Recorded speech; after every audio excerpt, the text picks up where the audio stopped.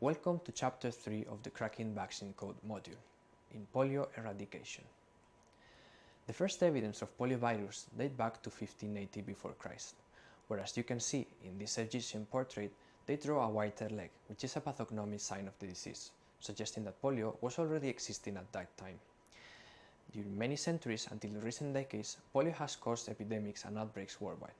For example, as you can see here, the New York polio outbreak in 1916, when more than 2,000 people died. Going through some of the most important events about polio, we have to mention that the first clinical description of polio was done by Michael Underwood, who was an English physician, in 1789, and he described polio as a debility of the lower extremities.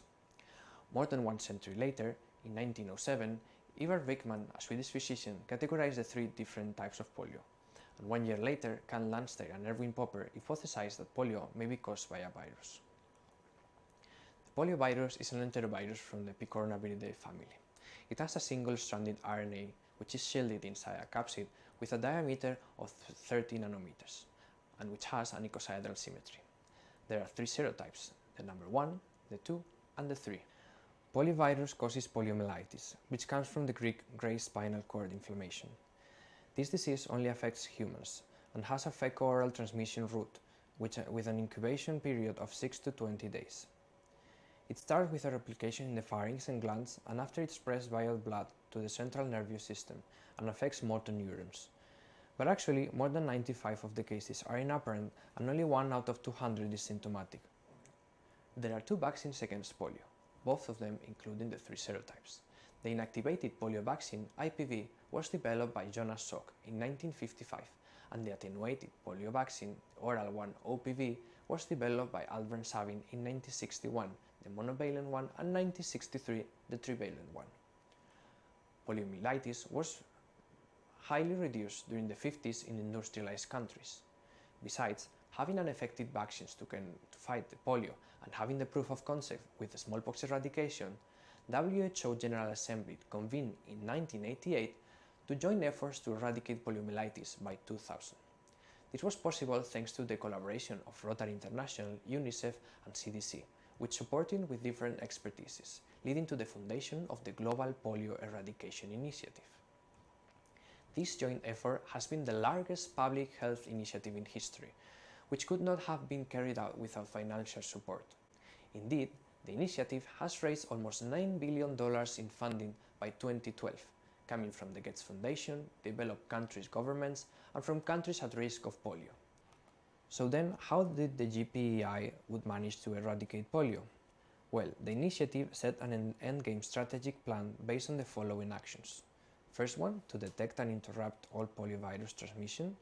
Then, to strengthen immunization systems with the final goal of withdrawing polio campaigns. And for this to point, reaching full immunization and surveillance have to be a priority.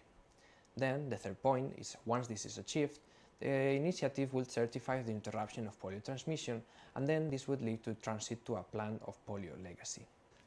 Since the start of the program in 1988, when more than 350,000 cases were happening in 135 endemic countries, many regions have become polio-free certified with the implementation of the eradication initiative.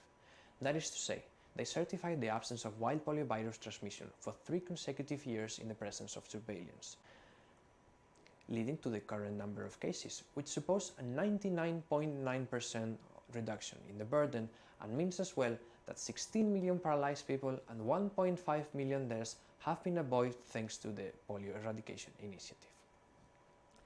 Where is this leading to?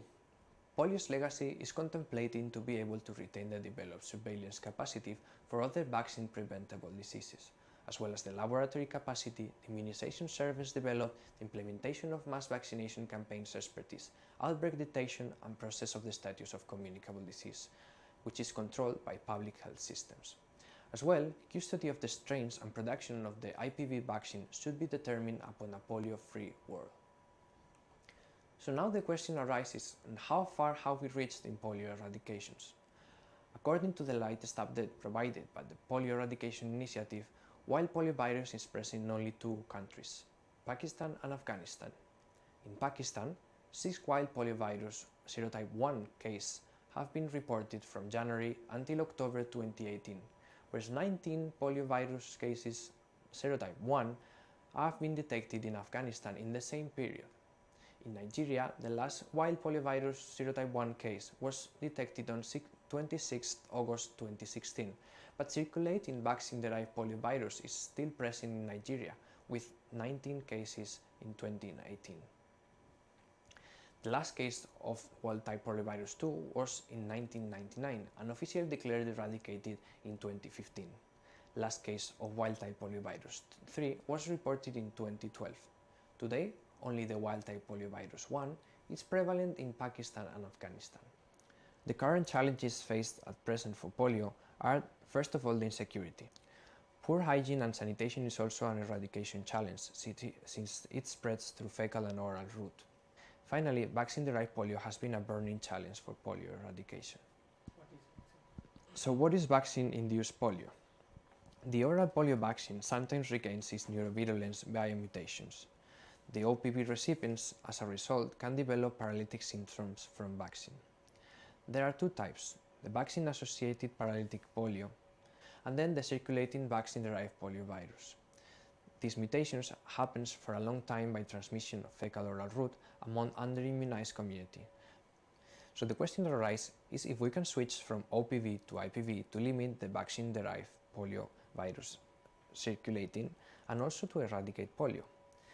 The answer is complex since the IPV induces a low mucosal response, being the OPV then more protective. This has led to some regions to determine that despite being polio-free, they are choosing OPV vaccination because of fear of surrounding possibly outbreaks.